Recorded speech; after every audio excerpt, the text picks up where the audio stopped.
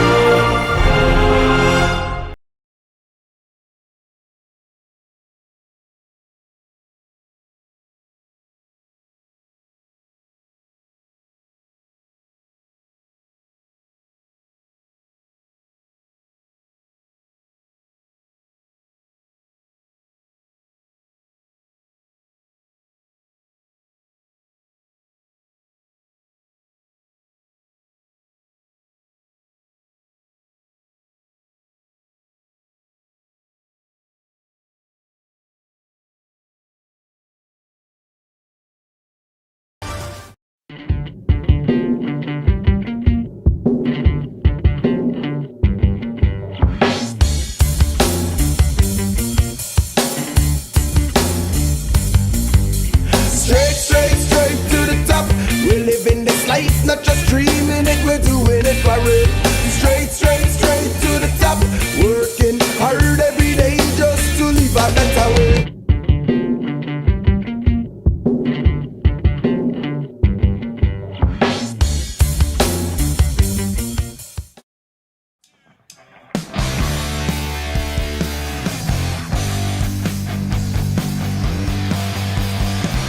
Sick and tired of expectations.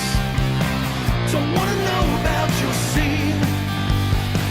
So can't you see that all your words are lost on me? I've been awake for this old dream. Still a man. I won't change 'cause you said so. Not again. No more lies, alibis, and I've let go. And I will be riding high.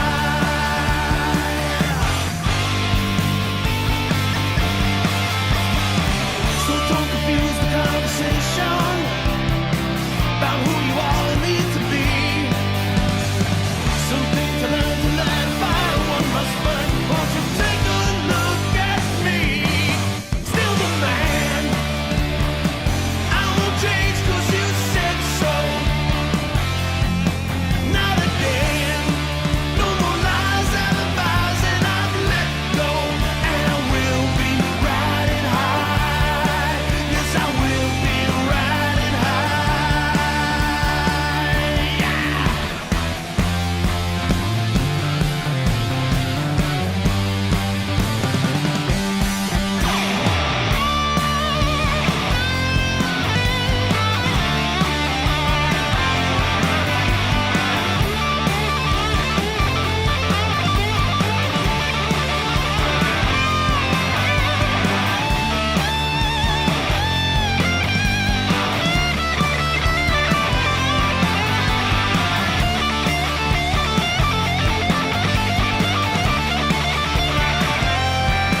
Still the man.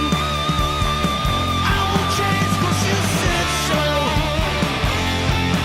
Take my hand, 'cause the past doesn't last. Better let go, and I will be riding high. Yes, I will be riding high.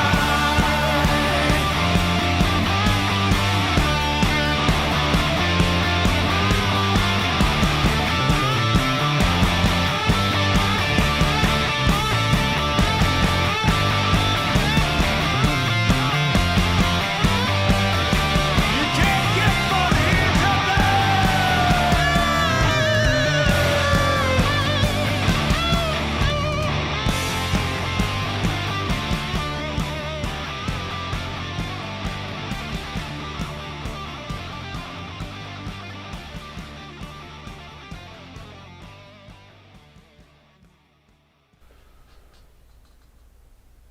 All right, welcome back to Long Island's #1 pro wrestling broadcast, Monty and the Pharaoh, seen only here out of Indie Music TV. Here in Ronkonkoma, Long Island, at the board, as usual, is our super producer, Matt. How are you? Great as always. And to the right is the star of the show, still the man, Jimmy Farrow. Jimmy, how are you, brother? Nice segue there, Mikey. It's pretty good, right? Man. And that was off the cuff. Look at you, Captain Improv. I'm proud. Hello. What's going on? You are beaming right now, aren't you? That sounded pretty cool on the headphones. It does sound I'm glad cool. I put the headphones on for that. And Nice. Thank you. Thanks for in playing studio, we have our special guest, UWF, WWE, Florida Championship Wrestling Superstar, Mr. Sonny Beach. Sonny, how are you? I'm doing great. Thanks for having me again. And we have a surprise, well, not a surprise guest, but on the other line who we'll bring in shortly is your former tag team partner from Wet and Wild, Steve Ray. Steve Wild Thing Ray from Kansas City, Missouri. Man, oh man. When's the last time you guys have hung out with each other? We hung out when we were doing The Dark Side of the Ring. Probably, when was it filmed? In November, maybe? Last November. So they flew Steve in to New York, and he came over to my offices, and we filmed over at my offices and at my house, and then went to the cemetery and stuff. So Okay, cool. Well, we'll get into that once Stevie gets on the line. But before we get to you guys, I have a question that's really been troubling me, and I want Why two of you to weigh in. Why am I worried already? But go on. What's your question? Go ahead. The world is in uproar. We all understand this. We're all having issues.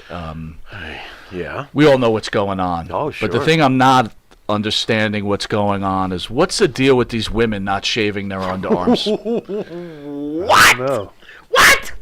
This is your big question. It is a huge question. No wonder I was. Have you worried. noticed that women Right. have stopped shaving under their Really? underarms? You know, I think women have stopped taking care of their maintenance. You know, like going to the nail salon and going to get their hair done. And I think they just gave up. Wait some a of it. minute. They're not trying to keep it up at home. They just threw in the towel. Some of them. What are you my- saying? My wife, she's good, but you know, I Okay. send her for maintenance every week. But you know, Let- some of these let me- other let me women, ask my you, wife, my we're daughter, younger men, my we're- family's good. There's not something to brag. We're We're older young- guys, but just Oh. let's make believe we're young again, right? Oh boy, Yes. let's make believe. Go on. And you're at the bar. Right. See, throw some of those pictures up there, Matt, when you can. Madonna's daughter's there. You don't know she's Madonna's Daughters, daughter. Good-looking young lady. Okay. I Beautiful. bodyguarded her before. You have. Really? I have. But she's Really? got a bushel of hair under her arms. What the? Are you going up to that and saying, hey, what's up? No. You know what I'm doing? What are you doing? Wooly Bully! Watch out! Watch out now! Watch out! No, you won't. You won't sing Wooly Bully to them. Is that improper nowadays, That's there, Sonny? improper. You Wow. gotta be politically What the hell, correct. man.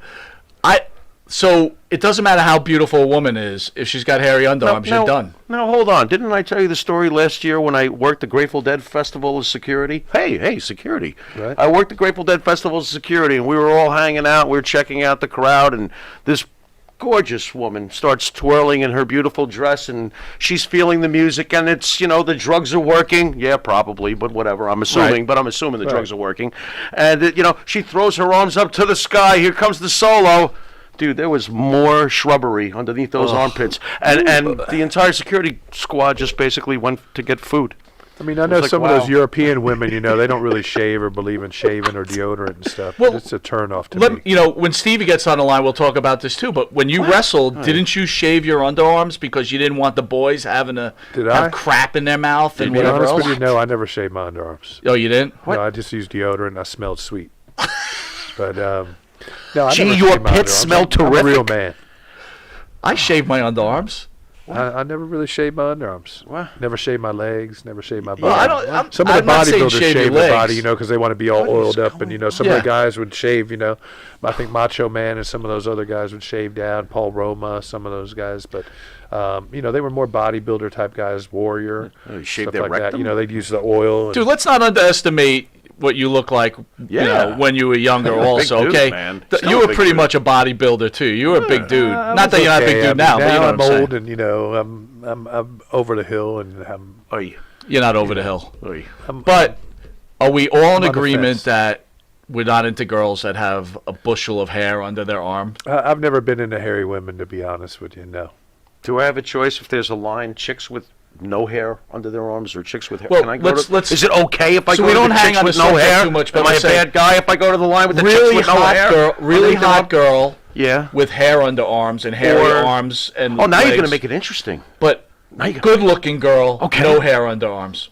Which way you going? I thought you were going to give me 7,000 green teeth and No, verse. You got to good-looking kind of chick have them with on hair. the. We got to talk apples and apples here. Well, if it's apples and apples, I'm going to go with the hair-free mode. Yeah, so we're in agreement. Hair free it is. Yeah. Yeah. Monty DeFaro wants to thank the It's band weird. that sings Weird. the theme song, Aqua Cherry. Yeah. Our theme song, Straight to the Top. Also, Yeah. catch our other songs, Yes, Yes, Forever, and Seasons. Aqua Cherry music can be found on Spotify, iTunes, Reverb Nation, and where music is sold.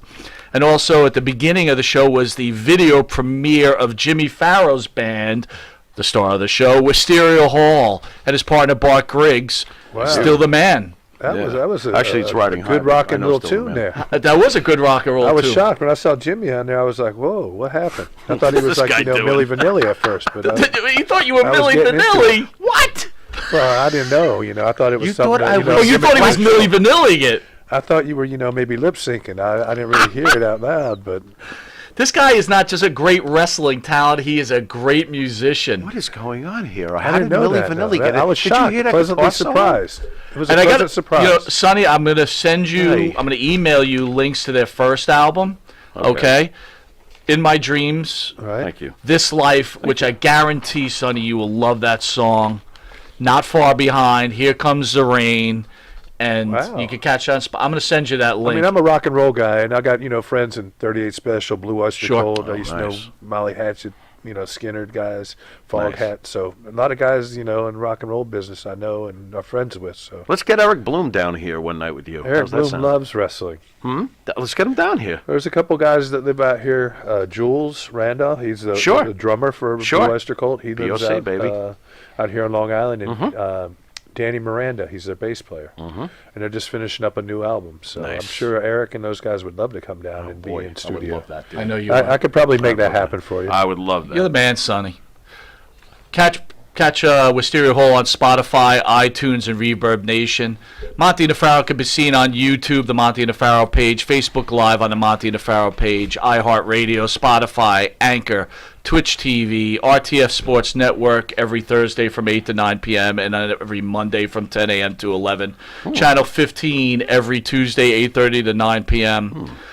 Early risers on Saturday, 6 a.m. to 6:30, and then on Channel 20, catch us on Saturday mornings, 1:30 in the morning. So we're all over the place. But on the other line is your tag team partner, Steve Ray, but we're going to go to a quick commercial break, and we're going to get back to Wet and Wild Reunion. Shall return. And APB, American Protection Bureau, voted #1 best on Long Island for all your security needs. Call 631-390-9050. That's 631-390-9050. APB. Jimmy, I just got the best hookup on tickets. Fill me in. I went to www.seatslinks.com and ordered the best tickets with the best prices. Call 718-676-0504. SeatsLink, the complete ticket experience. Tell them Charles sent you. In the mood for a freshly roasted cup of coffee? www.offtherailscoffeeroasters.com.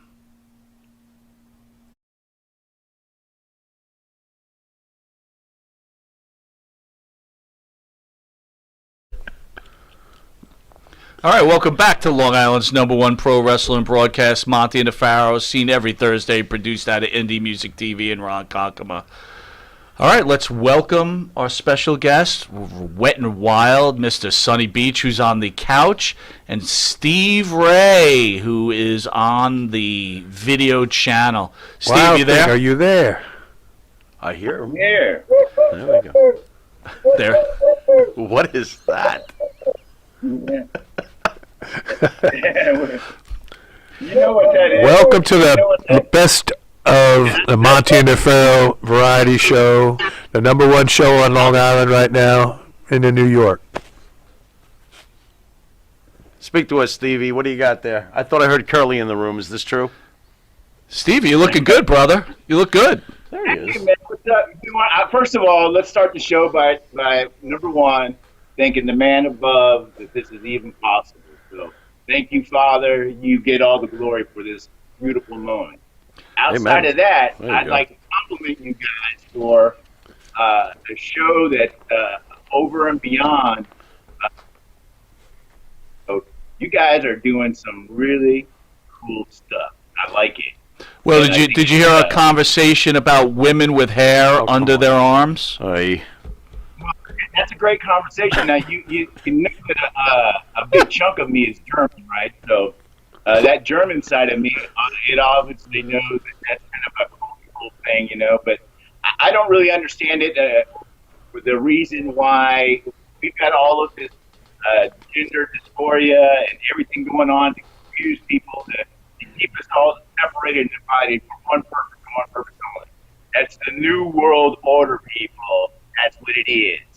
Get used to it. Either you fight it or you become part of it. Well, if we're talking New World Order, look, we were hoping to get you guys for the big event in New York coming up, but they haven't canceled the event yet, but we're assuming they're going to cancel it. They canceled everything else in the world. I don't know why they haven't canceled it. I actually think that it's kind of unprofessional. They're hanging around trying to keep this thing going. I'm going to turn this over to the star of the show, Jimmy Farrow. He's going to hit you with the juice, and then we're going to start engaging in some wrestling conversation and whatever else hits us. Alrighty, folks, get ready for a big tall glass of the juice. Our guest this week, we are featuring Sonny Beach, the surfer boy gimmick, complete with a neon green wetsuit and surfboard. Alan wrestled Bob Orton, as we know. Near the end of the bout, Orton's manager, Coach John Tolos, began attacking Alan while the referee was distracted and saw Stevie Ray and came to Alan's rescue. Cactus Jack followed Ray into the ring moments after, resulting in a four-way brawl. Of course, this led to a legendary UWF feud. And by the way, for you folks out there, you know who won that feud, don't you? The guy sitting on the couch and the guy on the phone. That's who won that feud. That's right. Yes, there's so much for Bob Orton and the great Cactus Jack. So much. Of course, they were dubbed Wet and Wild by the legendary Captain Lou Albano during an interview on Captain's Corner. Captain's Corner? Captain Lou's Corner. Yeah. Ladies and gentlemen, these are two of the most important, integral parts of the great Herb Abrams UWF. Ladies and gentlemen, Sonny Beach and Stevie Ray. Yeah, baby. Wow, I never had an introduction like that before. Thank you. I'm really excited, man. I've been looking forward to this for a long, long time. So, can you, either one of you start discussing between yourselves or tell the fans out there, how does Wet and Wild, we understand that Captain Lou kind of names you guys, but how does it become the team? Well, they were looking for tag teams, with UWF. They had the Power Twins, the Killer Bees. Nice. They were looking for a babyface tag team, and they wanted to put me and Steve together. They thought we could draw some money, and we looked good together. We gelled together, and people thought it would take off, and it did. They had Steve, Dr. Death Williams, Terry Gordy. They were tagging a little bit. We wrestled them a couple of times in the UWF, me and Steve. So we had, some great matches. Warlord, Barbarian, they were coming around a little bit after they left WWF. So we wrestled some of the biggest names in the business, in the tag league. Bob Orton and Cactus, Beach Brawl, excuse me. And we had great matches. So, they wanted us to be a tag team, and they thought they could do some good business with us. So that's why we were chosen, I guess. Stevie, how'd you feel about being hooked up with Sonny as a tag team partner? Interesting enough, I can honestly say that you'll never, ever hear me say one negative thing ever in my lifetime about my tag team partner. I'm very happy. We're not just gelling, but we're extremely loyal to each other. Even when there's been that disconnect, when I chose to be a father and I got out of wrestling for a period of time, I needed that focus on my family, and having that itch would be right there if I kept that flame going. So Sonny was really the most incredibly best support system for me on that ever. And he knew, so the moment that I decided to come back out, talk to the fans, I was just freaking amazed on how many people people even knew us. I mean, it's just the wrestling fans. If you serve them like they serve you, you are always going to be wanted and liked. But it's really important that people understand that, especially wrestlers, coming into the business right now, this time. It's love your fans, man. Serve them and serve them well. Understand that you got a purpose, but that purpose starts with them. You might have self-expression. That's awesome. I love that about this business. But the most important thing, don't sell your soul. Don't sell your soul because they'll know that you have. Sonny, did you the guys have fans to are the work most hard important thing we have, that back us up. They're the ones that pay to see us. They're the ones that buy our merchandise. They're the ones that support us the most. And you got to give back. And I'm a firm believer in always giving back. How was the chemistry naturally between It you was two? good. We gelled. Everything worked out pretty good. I wish Steve lived a little closer where we could have, spent more time in the ring and, getting some more ring time together and practicing our moves and coming up with some better, finishes and stuff like that, but it just didn't work out. They would just throw us into the matches, and when Steve would fly in from Kansas City, he had his gym and his supplement business he was running, Power Shack International, so he didn't have a lot of time to come in, and I was working a day job, and until I was working full time with UWF or whatever promotion I was with, but you still had to pay your bills and feed your family, and Steve's 100% right. He got out of the business to start a family and to support his family, and I got out of the business to support my family and do better in life, because you don't have a long run in wrestling unless you're one of the top guys. Now, Yeah. when you got hooked I up, will say one thing from my behalf is that I was a young, impressionable, talent that I felt when I came into the UWF. I'm literally around all these WrestleMania 3 superstars. Okay, these are giants. These are truly the giants of professional wrestling. Now, I'll give it to The Rock, and I'll definitely give it to Randy, for sure. And there's more out there, but listen, that right there, that was the persona of professional wrestling. And here's this kid, from a small town of a class of '88, I think, that is fresh and new, and I have to have confidence to be able to feel as if I even deserve to be beside some of these guys. And that was a hard thing to take, but I didn't take it. I just dug deep and I made it real.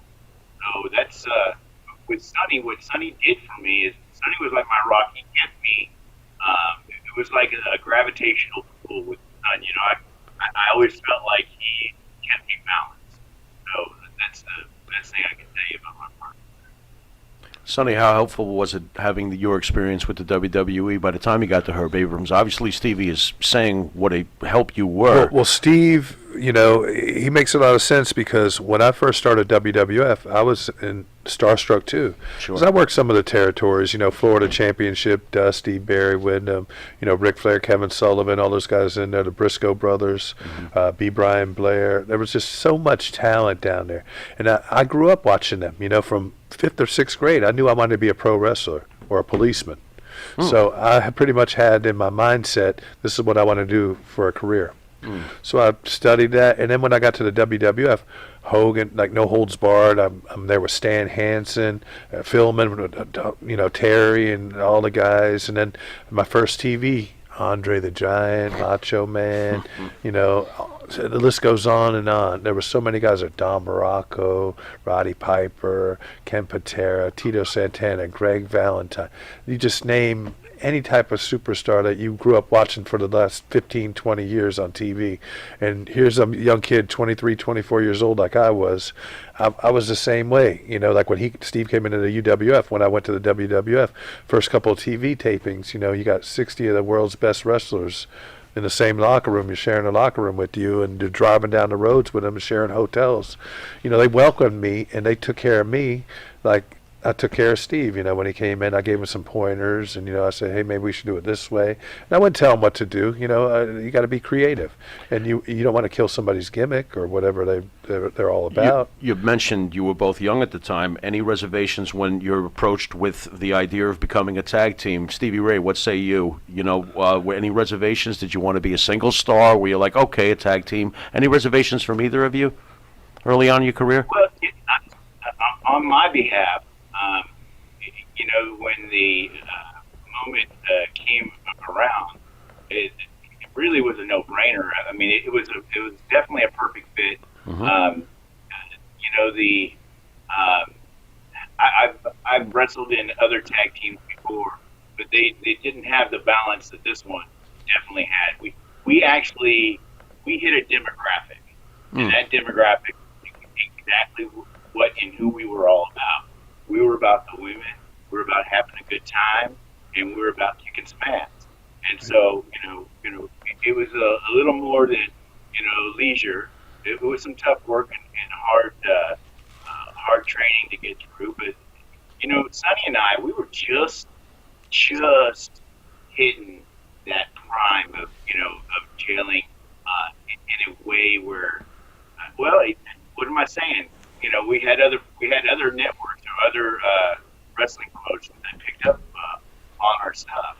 And when I look at the shows and the tapings that they did of us, we looked good. I really thought, on the tapings that I've seen, they've all been really, spectacular. They had great color, great charisma.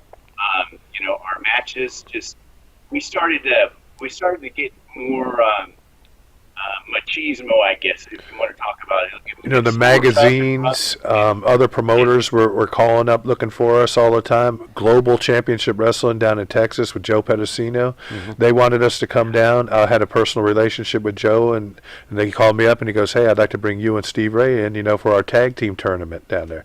So Herb Abrams told them after we got down there that we were under contract with him, which we weren't. Mm. So they kind of put a squash on us, and they were going to give us a nice little push in Global. Yeah. But after Herb called and he threatened them with legal action, they didn't want any part of that.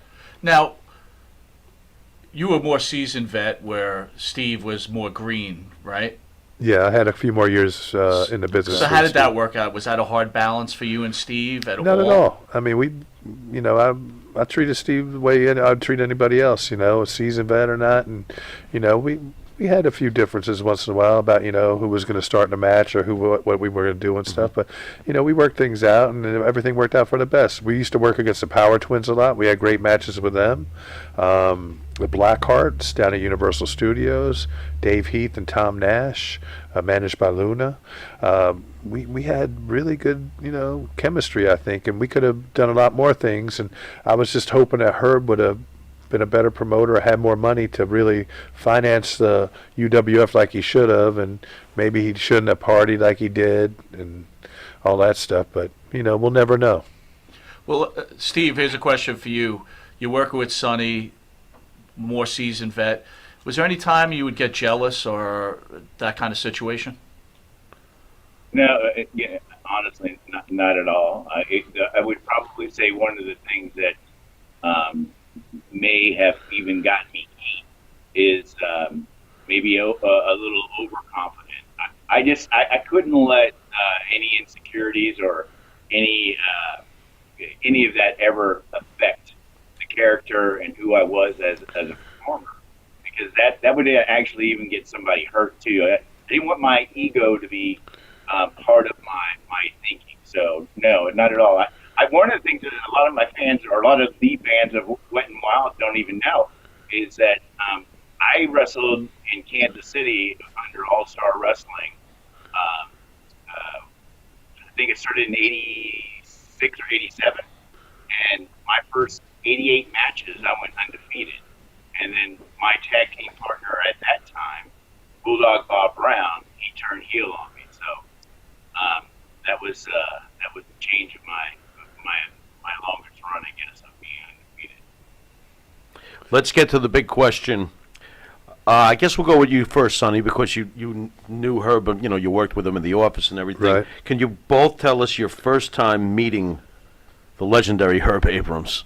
Well, I met Herb at the Weekend of Champions with John Arizzi when he was putting one of those autograph shows, a big convention over at the Guardia Hotel. That was the first time I guess he came to New York. And Georgianne Acropolis, she was in charge of the Wrestling Chatterbox. She had her own newsletter and all that stuff. And back then, we didn't have a lot of social media. There was no Facebook. There was no, all these other internet forums of wrestling and all that stuff before the fans could get on there and stuff. So you had like Dave Meltzer's little sheet. You had Georgianne Acropolis, the Wrestling Chatterbox. Has that pain in the ass always been around, Meltzer, by the way? He's been around a long time. Pain in the ass. As long as I can remember. As long as I've been in the business, he's been Captain around. Captain Kvetch. Yeah, go on. Yeah, he's been around. Okay. Yeah, that's all he does. But that's the first time I met Herb with John Arizzi, and Georgianne introduced me to him. Bruno Sammartino introduced me to Herb, and they told him good things about me, and he said he wanted to use me with the UWF. And at first, he just wanted me to work singles, and I didn't mind working singles, but when he came to us and said they wanted to do the tag team with Steve, and I liked Steve, and I thought it was a great idea, and whatever was best for business, and they were going to give us a big push. He clearly thought very highly of both of you. Stevie, how about you the first time you met the legendary Herb Abrams? It was literally magical. Okay, I toured with the most awesome, incredible human being that you'll ever meet. That's B. Brian Blair. Okay. And so with B. Brian Blair, we were wrestling in Vegas at the time, and he said, "Hey, don't tell anybody, but we're gonna go to Beverly Hills tonight." What? I said, okay, I'm game. And so he said, I got a big surprise for you. So we drove there. I'm not asking any questions. I just enjoying the ride. And, pull up to Herb's house. And, here comes this ball of energy. And I just got this big smile on my face. And he goes, who's this guy? And, he does the introduction, and he just kept on saying, I like him. And I'm going, okay, cool. Do I get a job? And so anyway, he brought me. It was that at my age at that time was what I needed. That was the confidence I rode on. It was, this guy believes in me. So I don't want to, I don't want to let him down. I want to, be the performer that he wants me to be. And then it went from him to the band, and then, Honey, and you don't want to let the people down who count on you. So that was an important thing. That's what drove me as well. Stevie, you were very flamboyant. Did you develop the flamboyancy even more with Herb? You're saying he gave you confidence, obviously. Is this where you shot into the stratosphere as far as your inner confidence as a performer? Well, okay, listen. I'm not kidding you when I'm telling you this. I was literally born with it, and I'll give you an example of why. Modest, too. Go on. At the age of 2, my mom had left out her birth control pills, and I took them all. I just popped them and put them in my mouth and swallowed them. So I got rushed to the emergency room. Oy. They go to they can't knock me out. So they give me as much medicine as they would give a full-grown adult. They said, we just can't put him to sleep. And so my mom said, just take your fingernails and rub it right there, or gently touch right by his forearm. It'll go right out. That's what I did. So the moment I woke up, the very first thing I asked for was a brush and a comb, or a comb and a mirror. At 2 years old. So it went from that to I was a military brat, being in the bowling alley at 4 years old, and I'm going around flirting with the chicks, asking if they'd buy me a hanky burger, and I get the girl. I'm not kidding you. So I don't, why, how it all happened. It just seemed like a gift I just kept running with all my life. So I could gain a curse, a gift and a curse. I will say that. But this is the funny story. So you want to talk about the confidence? You'll really enjoy this. So my first big, hurrah in Kansas City Memorial Hall TV. The whole town of Leavenworth and Lansing comes to the match. It's practically sold out. And my first match is with Dr. and nobody's telling me nothing. I don't know anything. Nothing. I don't know anything other than I'm wrestling this guy who knocked somebody's ear out for asking if wrestling was me. And so, I'm kind of losing a little bit of my confidence. You'll love this part. One of the things that I saw that wasn't happening in wrestling, the wrestlers didn't know. They didn't know what their true value was. So I negotiated a deal with the limo company. I'll wear your shirt if you escort me around in a limo. So I got a limo to take me to Memorial Hall. All the other wrestlers are driving in the cars to get parked, and here comes this new kid in a freaking limo, and his first big hoorah match is tonight. So you can imagine, Harley Race was there. A whole little horde of people were definitely there. I can't remember all the talent, but so I get out there and I lock up with him, and literally my knees were like ready to give. And thank God from that point, there was communication link, and I ended up getting over that night. So it was it was something that has been with me since the very beginning. I don't regret it. To be quite honest with you, I have, outside of professional wrestling, I've been just the opposite. I've been almost too humble in a way where I'm always wanting to do good through my relationship. I'm nothing like the character Wild Thing. More like the person who wants to succeed in a relationship and be successful, having a family. And so it's a whole different, I don't take that character with me as the person who I am. So it's a separation thing. If you get to talk to Ric Flair and understand he's complete, actually there's a lot of similarities between him and who he really is as a person. However, there's also they're all beautiful things. He's a very incredible man to watch his feet. So all kudos go out to Mr. Flair. And I really loved what Ric Flair said to Randy Orton. I thought that was a class act thing.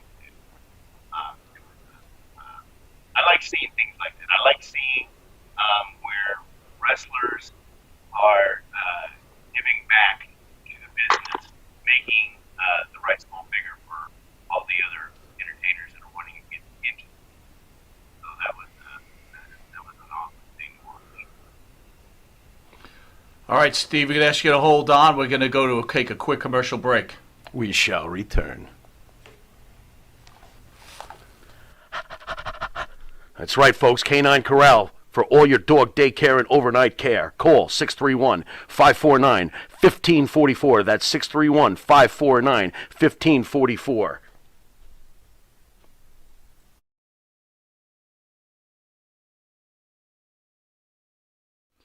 You need a body shop? You need engine repair? Auto Excellence, Collision Specialists, 631-261-6420. That's 631-261-6420. Auto Excellence. Jimmy, I gotta take a dump. What? No, I mean I need a dumpster. Well, for all those needs, you need to call Big V Dumpster Rental, Long Island, New York, 631-900-DUMP. We got to shoot a commercial. Welcome back to Long Island's #1 pro wrestler broadcast, Monty DeFaro, seen only here at Indie Music TV, produced in Ronkonkoma, New York. Sonny was just saying he needs some good fucking water. I said, in fact, we gotta shoot a commercial for that. I gotta do that. I'll shoot that one. So we were talking about Dark Side of the Ring, guys. In studio is Mr. Sonny Beach, one half of Wet and Wild, and on the V-Mix is none other than Stevie Ray. Guys, thank you for joining Long Island's #1 pro wrestling broadcast. Stevie, I just learned something. What? So, in watching Dark Side of the Ring, you're sitting there, you're talking about the UWF, and the one thing I was consistently thinking about is, boy, does Stevie Ray love that white poodle. So I thought it was your white poodle, but I just found out that that was Sonny's dog. What's the deal? My little Emma. Sonny, really, that was my entertainment for the night. So that's how Sonny hooked me up. Oh. And it's the dog with the long toenails. With the long toenails? Yeah, the producer, he's very particular about the sounds and everything that could affect the show. So if the dog went to go, potty or get a drink, he was like, hold it, stop. So I said, let me hold him, because he had a little itchy to get up and walk around a lot that time. So it turned out to be a good thing, actually. Yeah, the dog was running around, and the producer, Evan, he was kind of like, we got to keep it down. And then if I would have locked the dog in the room, she would have started barking or howling, and it would have been worse. So Steve picked her up and calmed her right down. And we just ruined kayfabe. Steve's got, a special way with animals and young children. Yeah. Okay. Oh, my God. Wow. I don't even know how to answer that one. He scratches their bellies and they go right to sleep. What is that? What is that movie with the doctor with the that scratches bellies and people go to sleep? Oh, the dog whisperer? No, man, the Dr. Doolittle? No, not Dr. Doolittle.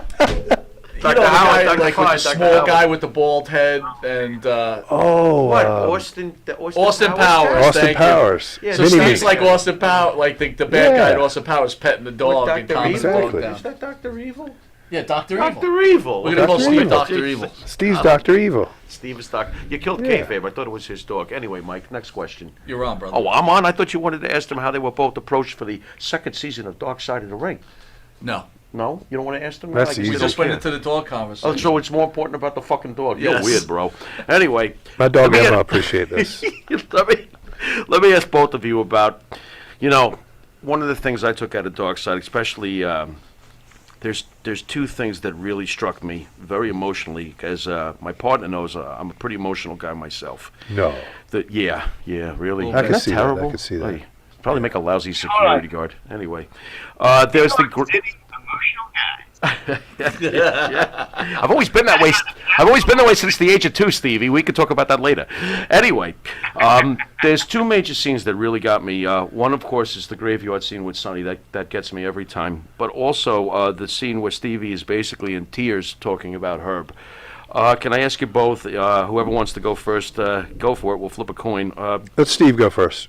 Okay, Steve, how emotional do you get when you feel about Herb, and can you describe the feelings that you feel about Herb in general, besides what we saw on Dark Side, because that was very moving? Your thoughts on Herb? Yeah, to be quite honest with you, that was truly the very first time that I cried. All the other times, it was, oh shit.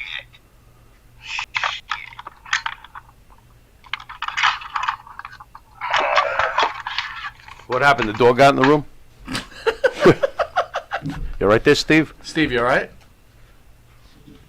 All right, well, no dead Somebody air. hit him with a Steve, flying headlock. What's going on? Maybe something happened. Sonny, what you do? How You're about you, sitting right Sonny? here. How about you in the graveyard? Like, you were pretty emotional. That is a pretty Well, the touching graveyard scene, I was there for the burial. I was there with his mother and his family and everything. So, that was, pretty emotional for me because I went back and relived it. I was there. I threw dirt on his grave. I was at the services. I sat Sheva with him. Herb's Jewish, Sure. if you didn't know that already. Yep. But I went back to his family's home and we ate and sat Shiva and everything. And last week I went out with his first cousin, Steve Simon. I still keep in touch with him. So, I still have a pretty good, relationship with the Abrams family. It just, hits home because he was very nice to me and my family. Did he bounce some checks to me? Yeah. Did he make good for them? Yeah. But, a lot of people hold that against him, He was, doing his thing. He was trying to make a promotion I guess, the best it could be with limited resources. Plus, his partying didn't help the promotion, and he didn't have a booker, and he didn't have really the backing and back office to really make it work. But I give him credit for trying. And, going back to the cemetery and reliving, somebody you were close with getting buried, it's not easy, Did you and Steve party with Abe at all? Did we party? With Herb. Did we I never partied with Herb. I mean, I might have had a couple of drinks with him, a couple of beers here and there. I wasn't a big partier. Steve might have partied more than me, but you have to ask Steve. I was a family man. I still am a family man, so I really didn't, hang out after the shows and go party. And, I always went back to the hotel room, or maybe I'd go get something to eat. So who were the boys that used to go party with Herb? Who were some of the boys? Yeah. Did he have anybody he'd regularly go party with, or was he more just about the girls and doing his own thing? He pretty much partied on his own, to be honest with you. He would do it in the privacy of his own hotel, or there was a few boys that would, party with him and stuff. Maybe Colonel Red was maybe one of them that he hooked him up that time when he went out to California. Okay. Maybe, some of the other guys that were, single or something, maybe hung out and partied with him. But Herb was very generous. He had a great sense of humor. He was fun to be around. He was like people wanted to be around with Herb. And when Herb died and I called a lot of the guys up, they were all breaking down and crying to me, and I was crying to them. And, it's not a bad thing for a grown man to cry, especially, if you cared about somebody. And, I felt bad for him. And when I called Lenny Duke up, I cried. And, and when I was at his wake, in his funeral services, me and my wife, we both cried. So, you wouldn't be a human being if you didn't have feelings for people. Sure. I feel that it's been a fantastic thing that they made the Dark Side episode featuring him, because so many people deserve to hear the story of the UWF. However, you being on the inside during those days, what's your feeling on the accuracy of the documentary itself? I think it could have gone longer.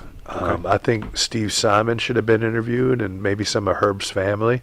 They were interviewed, but they weren't put onto the tape. It didn't make the cut.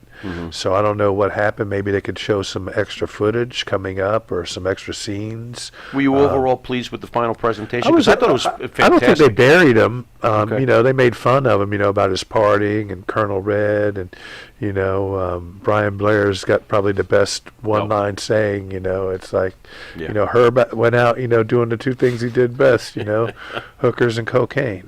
So, if that's what he wanted to do, who am I to judge? Who are we to judge anybody?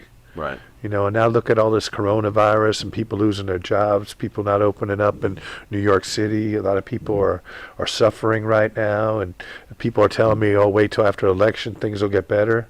Some people can't wait. There's homeless people right now. There's people starving in the streets. I mean, it's terrible what's going on in the country today. Do you think the country could recover? I don't know how long it could recover. We're America, and we're strong, and we're resilient, and this is the greatest country in the world. So I think we can recover, but it's got to start from the top and work its way down. You got to find a vaccine. You got to have good leadership, and you got to help people. So I don't want to get too political, right? Again, but do you think that this whole situation was mishandled, or do you think it was handled the best way possible? I think it's handled. I don't know. I mean, I think it could have been handled a little bit better, but I think that they're doing the best they can with what they know how to work with, because people are afraid. I had coronavirus, so I know how bad it was. I still don't want to go out. I still wear a mask. I still social distance. My family, the same thing. I don't have parties at my house. This summer, I mean, I've spent more time at home and swimming in my swimming pool by myself, having cookouts with just me and my immediate family, and maybe one or two close friends or another couple. But we sit 6 feet apart, and we try to do the right thing. But you made me stay by the mailbox. That was terrible. Yeah, don't do right. that again. That was I brought mean. you guys some masks tonight, Yeah, too. you did. I can't wait to wear them. Yeah. You guys the mailbox. like them.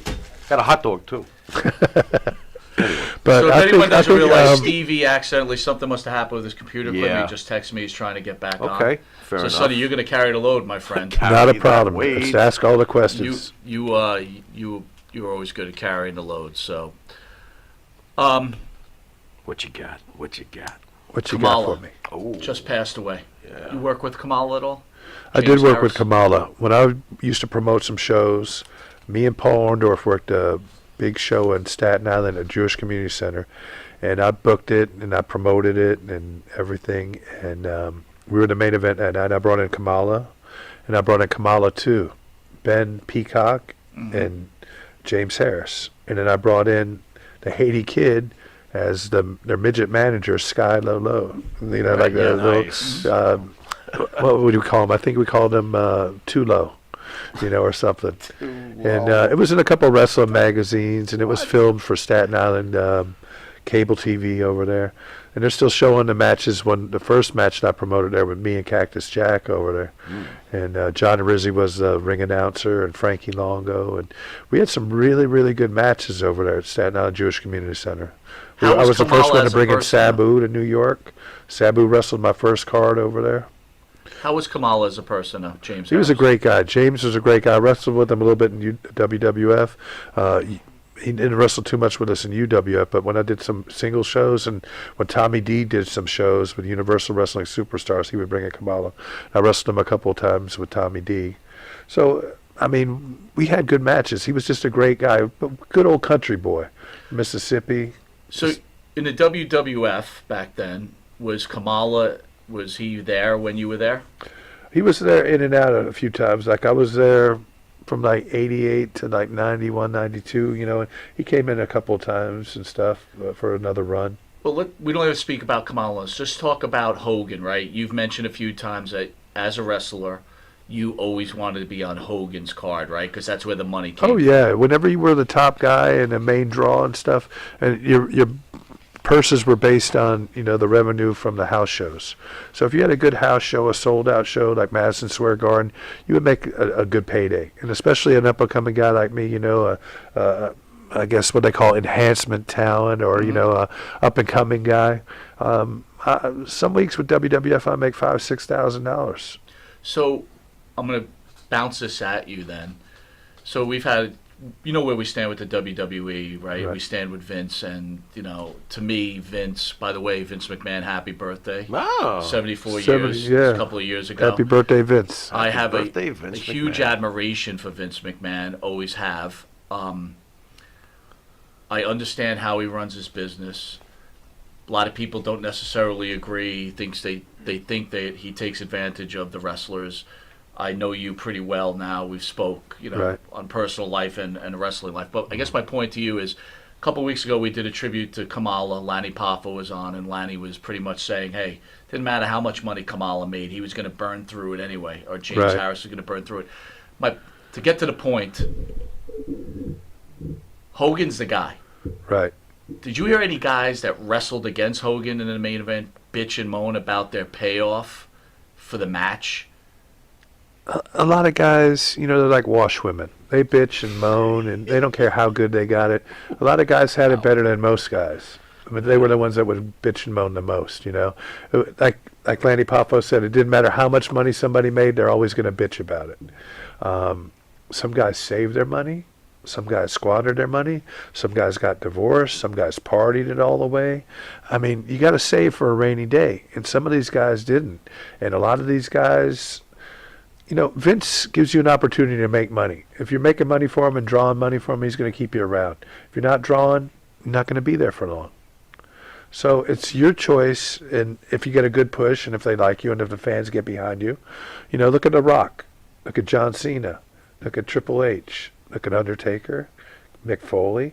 Fans got behind all these guys. Ric Flair, Sting, the list goes on and on. Road Warriors.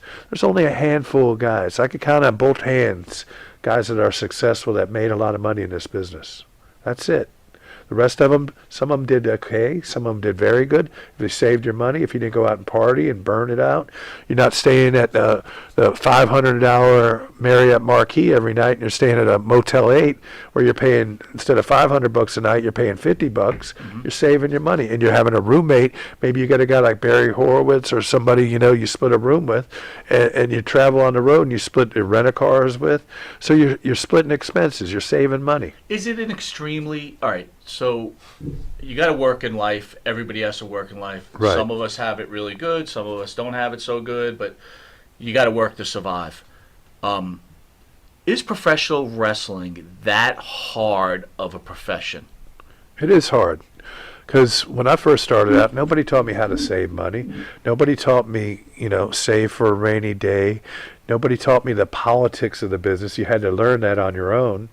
Who was a kiss ass, who was a stooge. How about your day-to-day stuff? So I get that, right? In life, there's politics. Right. Hopefully mommy and daddy taught us all how to put our money away, and if they didn't, or if we didn't listen, you got to play nice in the sandbox, Right. But Oy. as a wrestler, right? Right. My theory, and put me in the wrong place, but my theory is, hey, you travels can wane down on you. I totally get it. Traveling will beat you down. Yeah. That was half the battle. That I could imagine. But the actual wrestling itself, I'm sure, is tough, but it's not a long night, right? It's like you get in there. It is a long night because by the time you travel, sometimes you have to drive from town to town. Sure. You're driving hundreds of miles Sure. to get to the next destination. And then you get at the arena maybe 5, 6 o'clock. You get something to eat before you go and wrestle, or you bring your food with you to the arena. Then you wait till bell time. Usually 7:30, 8 o'clock at night when the show starts.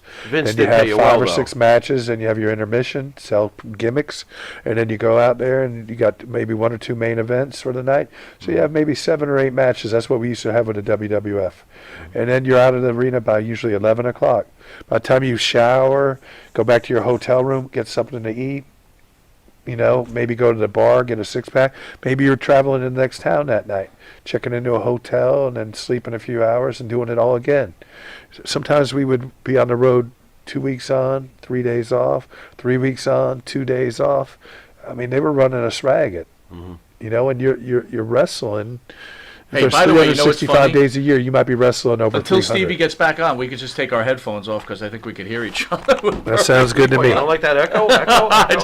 I'm thinking, until the producer says Stevie's back, we'll just take that. You know what I phone. don't get, though? Can I get this out? Go ahead. Because this is to me the bottom line.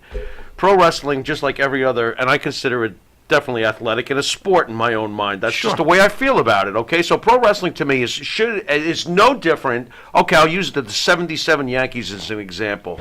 It seems like the indie marks are all freaking out because Hulk Hogan made all this money and Kamala only made this money. Well, last I checked, the 77 Yankees, Reggie Jackson was Hulk Hogan. Right. And Bucky Dent is Kamala. How is Bucky Dent going to get paid what Reggie's going to get paid? He's not worth what Reggie's worth. You know what I mean? So to me, it's the same thing. Patrick Ewing make more money than Anthony Mason, period. Nobody puts a gun to your head when you go to Vince. Well, thank you for that, too. And tells you, okay, you're going to make this. You agree upon it. He's going to offer you something. You could either say yes or no. Right. Nobody puts a gun to your head and say, you got to take this. Ali made more money than Frazier, I'm assuming, right? Should sure he Frazier did. be bitter? I mean, what are we talking? So how does it work, Sonny? Give me don't the get it. inside, right? You're a guy, you get signed by the WWE, or Everybody's they give you the opportunity. deal's different. Usually, course. they'll offer you a contract and it's exclusive, where you got to wrestle for the WWF. You can't wrestle any for other promotions. You can't make any appearances. You're tied in. You're locked in for X amount of years, or whatever time frame. So let me cut you off there then. You're basically saying you're working for this. So then how are you an independent contractor? That's what I've never understood that either. You're not an independent contractor. You're a contracted athlete. Same like the Yankees when they sign you to a contract. You got to be there. You got to work. But for you it. didn't have guaranteed money, right? They said, hey, you could work for us. It was a percentage of the house or the gate. A lot of times you could work for us. Could you be cut at any time and be out of luck? Yeah, they could cut you at any time. I got See, cut. that is different. And That's they'd different bring from you baseball. back and So Can't get away with that in baseball. I've been in logistics a long time, so we used independent contractors. So it was when you delivered our merchandise, you had to have our brand, Right. And they had to have specs and everything else, and we were willing to put those on your truck for a small cost, but it wasn't like decals that you could rip off. Exactly. So then if you went to deliver someone else's merchandise, you had to go through a whole rigmarole to do that. And then if you got caught delivering something that you were supposed to be delivering on our time, it Right. became... So I kind of think the WWE falls into that same kind of window. Like, I'm sure the agreement, and tell me if I'm wrong, said, hey, Sonny, you're working for us. You could certainly go work somewhere else, but then I can promise you that you probably won't get any work from us moving forward. So you have to make 100%. that You choice. know, there was nowhere else to go. Once Vince bought up all the territories and had that big TV out there, you know, Turner competed, because he had the backing. He had the money just like Vince. So he could compete. You know, that was the only two really places out there. Vern Gagne went out of business, AWA, the Von Erichs went out. Lawler and Memphis, Tennessee, they all went out, Mid-South. He bought up all the territories, Florida Championship. Did you work with the Von Erichs at all? I've never worked for the Von Erichs. I worked some cards with the Von Erichs and stuff. David Von Erich when he was in Florida, I worked a couple of cards when he was there. Kerry Von Erich when he was Texas Tornado, I worked with some of WWF. I want to ask you about Kerry. So you were around when Kerry was in the WWE. Yeah, I was. Was he as messed up as... Kerry kept to himself. Kerry was, kind of private. He only hung out with a couple of guys. They'd go to the gym, work out. Kerry was in his own world, pretty much. Something I didn't know, and I'm going to throw some knowledge on you guys. Did you know that Kerry Von Erich almost was the Dolph Lundgren part in Rocky? I didn't know that. That Never it knew was that. the final guy. You will lose? Dolph Lundgren, sorry. Nikita Koloff Right. and Kerry Von Erich, and Fritz didn't want Kerry to take the role because he thought it would ruin his wrestling career. Wow. Take the role, Kerry. Film shooting. Look at all these wrestlers who have made it so big. Look at The Rock, John Cena, all these wrestlers, Roddy Piper. They all, transitioned from, actors, wrestling to acting, and even Hogan, back and forth. Randy Orton, a few other guys, have been Miz. So there's a handful of guys that have, tried to, come out and do some of the TVs and stuff. And a handful of guys have done very well with it. Jesse Ventura, with the Predator and stuff. But like I said, only a handful of guys really make the money. And nobody puts a gun to your head and say, okay, you're only going to make $100,000 this year, or you're only going to make $200,000 or $500,000, whatever the number is. Well, did you say you were making like $5,000 a week? You said, right? When I was on the Hogan shows and stuff. That's some serious cash. Yeah. And how long did that last for you? That's about a month or so, a couple months, when I was on the top cards, wrestling Denver Coliseum or Denver Arena and, the Rosemont Horizon, Chicago, or then you're going to Madison Square Garden or maybe down in the Sun Dome, down in Tampa. Or, you're on these big cards and you're selling out, 15, 20, 30,000 people. You're getting a good percentage of the gate then. But if you're at a little high school somewhere, Ronkonkoma High School in Long Island, and you get 1,200 people there, you might get a $400, $500 payday. And if you're on one of those shows, it's called the milk run. You're doing the little house shows, civic centers, maybe a high school auditorium, maybe a college gym. Whistling a guy in a sweater. Stuff like that. Maybe a fundraiser somewhere. You're making $500-$600, and you take your draw, a couple $100 a night to live off of, pay your hotel, pay your rent a car, pay your food bill. By the time you get home, you got, you make $500 that night, and you spend $250 on the day traveling, and then you pay taxes on the $500. It's like, you're turning and burning your money. But then again, like you said, no one's putting a gun to your head, right? Exactly. If you didn't want to do it, somebody else is right behind you, ready to take your spot. Take a shot. Believe me. So I was going to ask Steve about this, but since he's off the air, maybe you know something about it. Stevie sued ESPN over using the UWF video. I wish I would have known when he was doing that, because I would have jumped on that lawsuit too, and Really? I think everybody in the UWF would have done it because they had no rights to it. I don't know who granted them the rights. I know I spoke to Steve Simon many times and other people that are privy to the UWF, Lenny Doog and myself, and the person who sold the tapes to ESPN, and he had no rights to them. What's the story with the library? I never signed any of my rights away. I own my trademark, my name's Sonny Beach and everything else, and I never signed a contract to have my rights or anything. So the tapes are still with ESPN, Farrell. Are they? But it would cost a lot of money to get a lawyer. There was a 3-judge panel that echoed the conclusion that Very interesting. that ESPN was okay. The only time they had to pay you guys is if they used you to promote the videos. Bless you. That was bullshit. Well, that is bullshit because I don't know who got all that money from selling these tapes, and they're distributing tapes now, selling DVDs and all the UWF stuff. People I saw on the internet are trying to sell UWF T-shirts and everything else. Bootleg stuff. It's been going around for, last 100 years. Bootleg liquor and shirts or fake Louis Vuitton bags or whatever it might be. You go down to Chinatown and you can buy whatever you want, Prada, Louis Vuitton, Chanel, for $100, when you're paying at the store $4,000. But how does Herb's family feel about this? they're not happy about it. But Herb's gone, and they don't know who to contact, and it will cost so much to get a lawyer. They don't know who to go after. These people pop up a dime a dozen. Now, who's Herb Abrams Jr.? He's nobody. Herb never had any children, so he's just trying to use a name to get rich off. All right, because I saw that Herb Abrams Jr. Was that his son? It's, You're not going to call him illegitimate son, maybe. That's one of these hookers got pregnant or something. I don't think he had a kid with anybody. Maybe he's the bastard son. I can't go with the fact that was your dog on that. You ruined it for me. Now it's I'm ruined. sorry. I thought it was his dog. My dog's a celebrity now. Maybe I could get an Alpo commercial. I think you might be right. Mike, you know what? I don't understand, though. You mean to tell me Herb Abrams passed away and the company was left in some sort of limbo where ESPN can just come in and grab it? He didn't grab it. Someone actually sold them the Somebody tape. else sold them the rights, and Yeah. I don't know how they got the tapes or the rights. How and, did they get the rights? This is insane. The guy's name is Al Burke, from what I Burke. hear. He used to be called Dr. Feelgood, and he wrestled a lot. WWF, he was enhancement talent, and then he came and worked with Herb a little bit. I actually wrestled him at Blackjack Brawl out in Las Vegas. Missy Hyatt managed him, and he put me over that night. And we had a good match, but after that, nobody heard of Al Burke or anything for a couple of years. All of a sudden, I hear he's selling UWF tape to ESPN, and I never got any residuals or nothing like that, and I never signed any contract or any releases to allow my name or likeness to... Anything you'd like to say to Al Burke right now? Al, where's my residual checks? I'm waiting. He took it easy on him. I thought that was kind. That was proper. That was polite. Good job. I'm a nice guy. I mean, You are. you're not going to change me. You're not going to change my lifestyle. I was am waiting who for I a am, time and of that's it. Nothing really bothers me anymore. So if you do it all over again, you'd still be a pro wrestler, though, right? I'd probably still be a pro wrestler. Nice. Maybe I would go into law enforcement after pro wrestling, or maybe during pro wrestling. I don't know if you guys knew this, but the Mongolian Stomper, he was a police officer for many years when he wrestled. Wow. And, he would go back on it. There's a lot of other guys in the wrestling business that have been in law enforcement, too.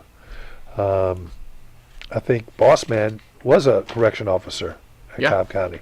So, there's a bunch of guys that, have been in law enforcement or like law enforcement or, I respect law enforcement. My son-in-law is a Nassau County police detective. Yeah. So I've always grew up, loving law enforcement, and I was always taught to respect your cops, firemen, adults. You kids out there, you need to respect your adults a little bit more and your teachers and, do the right thing.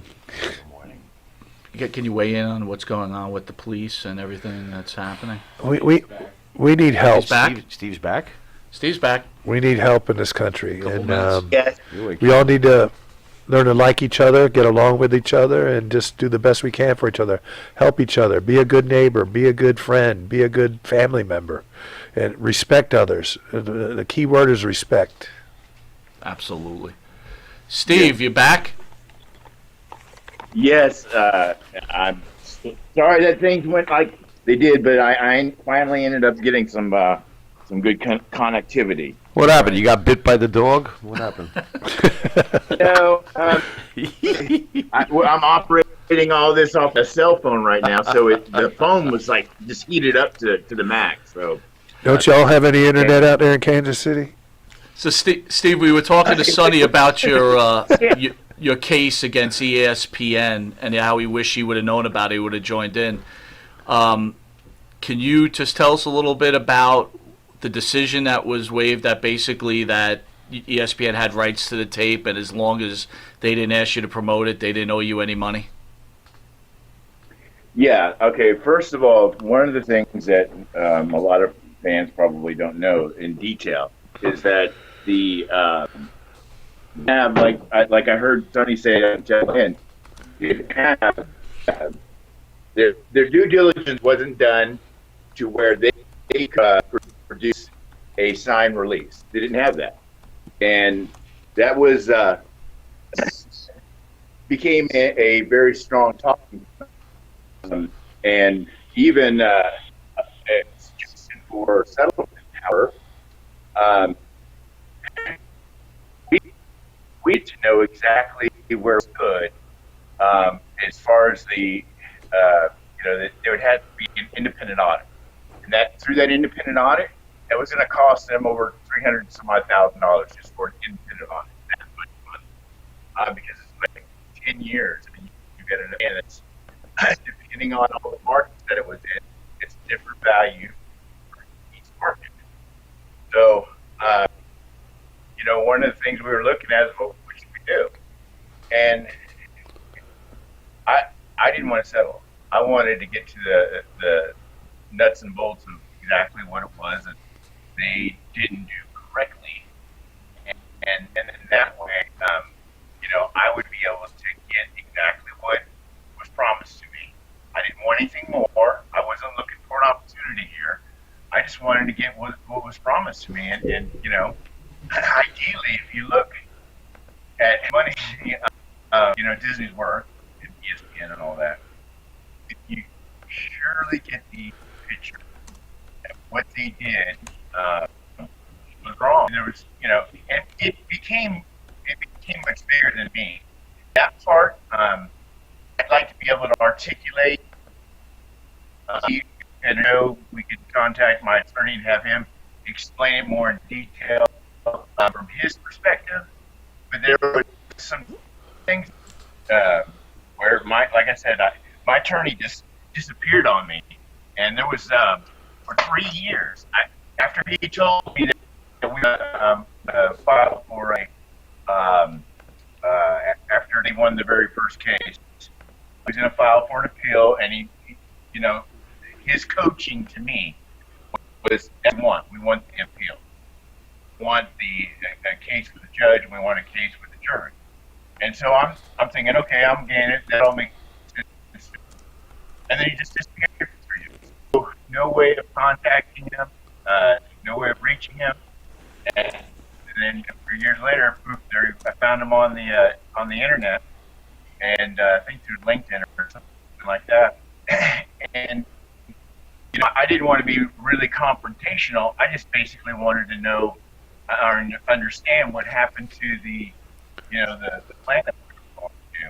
And he just kind of, but I felt like he ho-hummed it and he kind of brushed it off.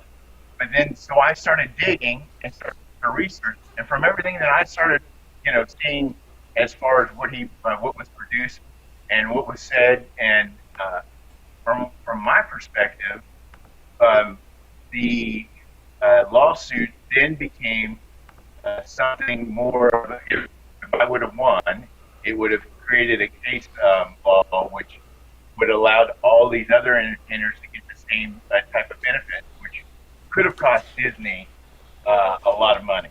And so from there, if you look at the Hollywood Insider that's written on ESPN versus Wild Things TV Ray, you'll see that the way they write the article is as if they beat some big giant, much bigger than them. And they didn't even call me for an interview. This is Hollywood Insider.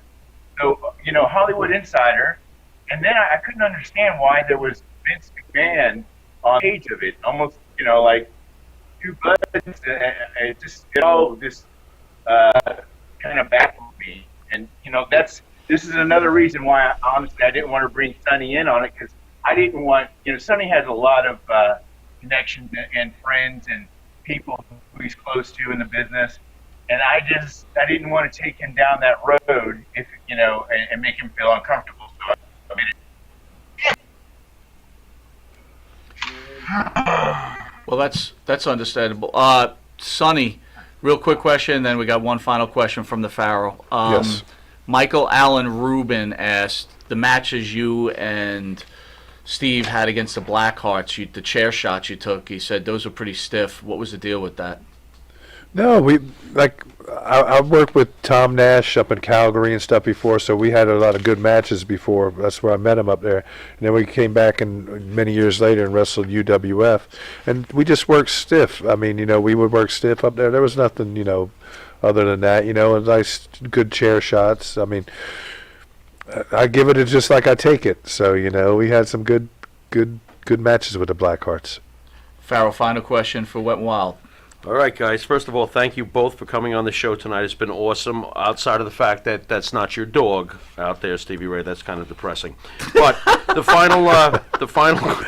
It's not Sorry. Stevie's dog. It's not his dog. You learned something from this interview. There we go. It's not his dog. Okay, guys. Finally, the final question: did either of you talk about with each other possibly trying to get the Wet and Wild gimmick to Vince McMahon's WWF? I never really talked about it. I don't think we were going to bring it to Vince. I think maybe Global or maybe WCW, it would have worked out a lot better. Okay. Vince already had the Rockers at the time, and he had a lot of different people. The Beverly Brothers were in there, and he had a lot of tag teams in there, the Young Stallions, Conquistadors. So I don't know if that would have worked at that time, but you never know. I never really talked about it. Stevie? Is Stevie with us? Stevie's gone? Stevie's The gone. dog got him. The dog. All right, so we lost Stevie. Does your dog bite? No, All right, that so- is not my dog. My I wanna dog doesn't thank bite. Wet and Wild. We got through this. It was a couple technical difficulties. Thank you, Monty and the Pharaoh. He's got to get Sonny carried us through. Steve, if you could hear us out there, thank you. We want to get you into New York and have you guys here together. I mean, Yes. that's our. Hey, we love it. I had a great time with Tony Atlas and you guys the last time we were in, and Pat Tanaka, and That was my last normal meal. we just had a really good time. And I enjoyed being with you guys. You guys are, doing love a you, great man. job out here. And Thank you. I always enjoy coming on. So whenever you need me, I'll try to be here for you guys. So you're doing a great The job. big Thank news, you. as we were Thank you. talking, is, and for the fans out there, is we are this close. We're going to be on Amazon. Very close. I think we're you're going to really get it close before to the year's up. Yep, and once that goes on, it'll be exciting news for everybody, and we're marching along. And thanks to people like Sunny Beach who supports the show. We. Well, I think all wrestling fans should support it because you get some of the best talent out here, and everybody loves coming on your show. And you guys are the real deal. You ask every question. There's nothing off limits, and that's what the fans want to hear. And it shows your realty and your real fans, both of you, and you love the business and you're giving back to the community, and that's why I love it. Well, can I try one question? So this Sure. weekend we've got Al Snow, Right? Doink and Dink, and then the man that rules the world, Sid Vicious, right? Very cool. This is a question I'm going to ask Doink. Oh, All right, and Here we go. I want your personal opinion on this. Here we go. Right. Go ahead. I'm going to ask him, did you go down on your wife in clown makeup? What? Do you think that's a fair question? Is that something wrestling fans want to know? I mean, Wait a minute. wrestling fans might want to know that. Wrestling fans want will to ask know. you If the anything. clown at any goes time, down? anything. If a clown goes down, The fans want to know if the clown goes down. You are a sick blankety blank blank blank. Wouldn't like that I be said, you great? could ask any question here. That's it. That's true. Do you think You're that's right. offensive? We are cutting You edge. could ask Al Snow about Head. That's right. And by the way, We're gonna bring up Head and I did clown not going know down. this. I just learned family this affair today. here this week, folks. Al Snow's ex-wife is holy. Oh no, cow. no, no. You know her? I don't even know who you're talking about. I don't want You should ask Steve Ray about his not getting ex-wife. Well, I did. She was one of the gladiators. American she gladiators. really? Oh yeah, now? yeah. He has children with her. Wow. Next time you have Steve on, Not ask the her. big one from the Fiji Islands. No, not the big That's one. not the Glow. cute one. The Gladiators. Oh, the gladiators. American gladiators. They're both bad 80s television shows. Like I know any difference between the two. Gladiators. They were both terrible. Anyway. Well, how hot was his wife? She was pretty hot. Really? Yeah. I mean, he liked her. He had kids with her, so I guess he was pretty How hot. long were they together? These are No, questions I would be asking. They were for a few years. I mean, they had kids, so I don't know how long. They but, didn't know the clowns, did they? I don't know if they knew the Gotta keep clowns. the clowns But they had business. so they had like baby is terrible. gladiators. Baby gladiators. That's yeah. pretty awesome. Gladiators. Well, no, he was in fitness, right? Steve did a Power Shack International. I mean, he had a huge fitness company in Kansas City. Yeah, that's a big Huge. fitness company. Mail order. He had shirts. He And had she was really one cool of the stuff. gladiators. She was one of the like gladiators. The gladiators. Yeah. So they had baby gladiators. That's pretty kick-ass. So yeah, he was. He did good for himself. Final question before we cut out. Yes, sir. Your son. Yes. Did you ever have interest in getting to the biz? He did, but I kind of discouraged him. Oh, no, you don't. It's a tough life, and I could have done a lot more things. Like I could have been a policeman. I could have done pretty much whatever I wanted to do.